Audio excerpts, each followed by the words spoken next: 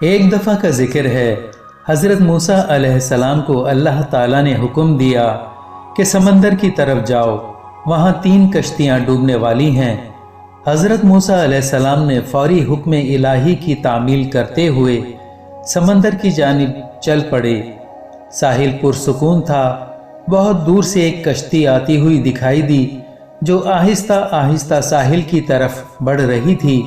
ابھی وہ کنارے سے کچھ ہی فاصلے پر تھی کہ حضرت موسیٰ نے آواز دی کہ اے کشتی والو، اللہ کا حکم آنے والا ہے، ہوشیار رہنا۔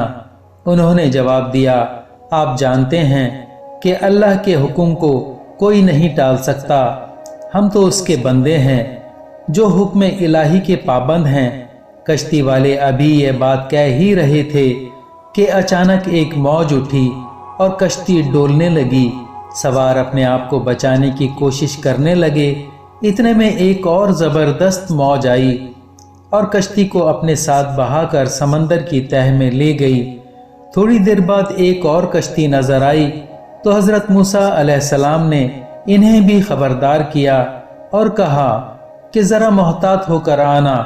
انہوں نے بھی پہلے والوں کی طرح جواب دیا کہ جو کچھ ہونا ہے ہو کر رہے گا، اور کشتی کو کنارے کی طرف ڈالتے رہے، یہاں تک کہ ساحل کے قریب آتے آتے یہ کشتی بھی ڈوب گئی۔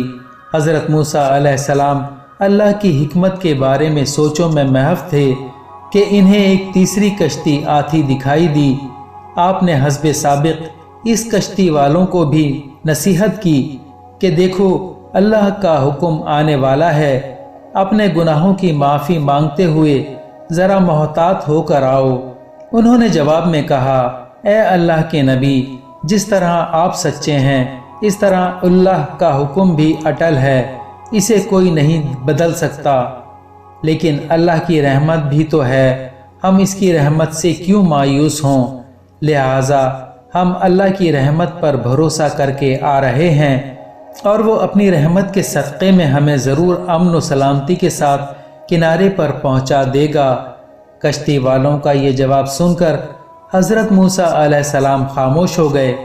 جب کشتی باحفاظت کنارے آ لگی تو اللہ کے پیغمبر سوچنے لگے کہ اللہ نے 3 کشتیاں ڈوبنے کا فرمایا تھا، 2 تو ڈوب گئیں، لیکن تیسری سلامتی کے ساتھ کنارے آ لگی ہے، یہ کیسے بچ گئی؟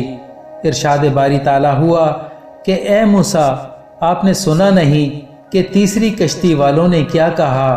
انہوں نے میرے حکم کو تسلیم کیا تھا، میری رحمت کو آواز دی تھی اور اس پر پورا توکل اور بھروسہ بھی کیا تھا، تو اس لیے یہ کشتی میری رحمت کے طفیل بچ گئی، کیونکہ جو بھی میری رحمت کے دروازے پر آ کر صدا دیتا ہے میں اسے نا امید نہیں کرتا۔